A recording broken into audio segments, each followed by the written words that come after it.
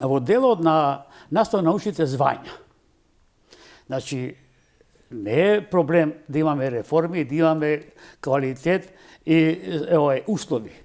Но претходно мора да ги имаме предусловите. Ние имаме донесено закон за измени и допунење на законот за високо образование. Донесениот предлог закон за квалитет на високото образование. Предлог закон за научно-истражувачката дејност.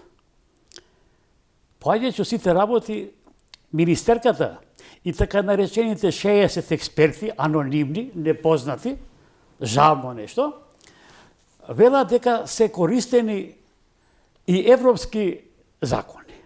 Ако се користени европски закони, во предлог законот за високо образование, за квалитет на високото образование, за научно-истражувачка дејност, треба да се знаат кои се тие европски закони што се примени, прифатени во овој закон.